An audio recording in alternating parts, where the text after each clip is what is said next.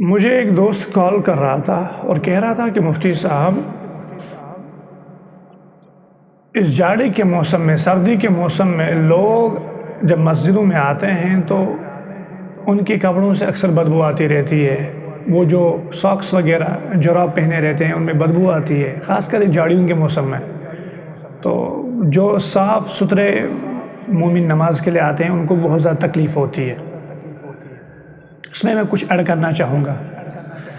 انسان اپنے سسرال جاتا ہے، ٹھیک ہے، اور شاندار ایک قسم کے کپڑے پہن کے لے جاتا ہے۔ شادیوں میں جاتا ہے تو لاجواب کپڑے پہنتا ہے، فنکشن میں جاتا ہے تو لاجواب کپڑے پہنتا ہے، مارکیٹ جاتا ہے تو اس سے بھی لاجواب کپڑے، اور کسی ٹور پہ جائے تو لاجواب کپڑے، آفس میں جائے تو ٹائی وغیرہ پہن کے، کوٹ پینٹ شاندار طریقے سے، شاپ پہ جائے جاب کرنے، شاپ پہ جائے بزنس کرنے کے لیے تو بہترین کپڑے، جاب میں ڈیوٹی پہ جاتا ہے تو بہترین کپڑے۔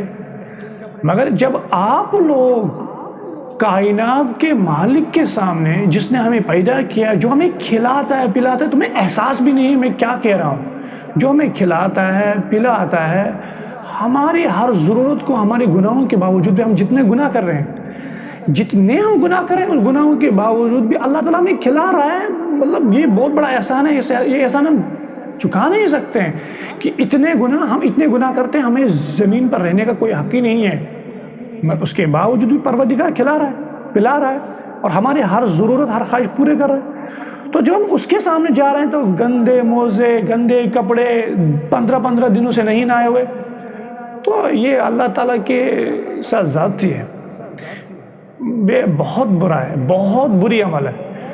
تو رسول خدا صلی اللہ علیہ وسلم نے فرمایا النظافت نصف الایمان، صفائی آدھا ایمان ہے۔ ایمان کا ایک بہت بڑا حصہ جو ہے صفائی ہے۔ تو آپ دیکھیں، نماز تب تک ہوتی نہیں ہے جب تک پاکی کی شرط لگائی ہے نماز کے اندر کہ انسان کا پاک ہونا چاہیے، انسان کا بدن پاک ہونا چاہیے، نجاست کے ساتھ نماز ہی نہیں ہوگی۔ تو جب آپ پروردگار کے سامنے آ رہے ہو تو آپ یہ گندے کپڑے کیوں پہن کے آ رہے ہو؟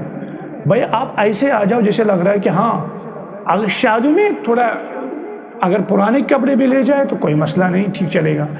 آپ سسرال میں جا رہے ہیں، اگر آپ پرانے کپڑے لے جا رہے ہیں کوئی مسئلہ نہیں، مگر جب آپ پروردگار کے سامنے آ جائے، آپ کپڑے لائیں، وہ کپڑے پہن کے لائیں، صاف ستھرے کپڑے پہن کے لائیں، ان پہ استری کر کے لائیں، صاف شفاف کپڑے لائیں، دھو کے آئے، نہا کے آئے، صاف موزے پہنے۔ اور ویسے بھی اگر آپ مسجد میں جا رہے ہو تو آپ کی وجہ سے اگر دوسری نمازی کو تکلیف ہو رہی تو آپ تو سب سے پہلے بڑا گناہ کبیرہ کر رہے ہو، تو نماز پڑھنے کے لیے کہاں جا رہے ہو پھر تم؟ آپ تو گناہ کبیرہ کرنے کے لیے جا رہے ہو۔ لہٰذا صفائی کا خاص خیال رکھنا چاہیے۔ تو حضور پاک صلی اللہ علیہ وسلم نے فرمایا کہ ایذائے مسلم حرام ہے، ایذائے مسلم، آپ کی وجہ سے اگر کسی مسلمان بھائی کو تکلیف پہنچ رہی ہے نا تو حرام ہے، یہ حرام عمل ہے۔ آپ گندے موزے، گندے کپڑے جا رہے ہو مسجد میں سردیوں کے موسم میں پہن کر، تو بغل میں آپ کا جو آپ کا دوسرا ساتھی یا آپ کے گاؤں کا، آپ کے شہر کا نماز پڑھ رہا ہے، اس کو تکلیف ہو رہی ہے، وہ خود صاف صفائی کے ساتھ، شفافیت کے ساتھ مسجد میں آیا، اس کو پتہ کہ مجھے پروردگار کے سامنے جانا ہے۔ آپ آئے ہو 2 مہینے پہلے جو آپ نے موزے پہنے تھے وہی پہن کے آ رہے ہو، تو پہلے آپ حرام عمل کر رہے ہو، پہلے آپ کو حرام عمل سے بچنا پڑے گا۔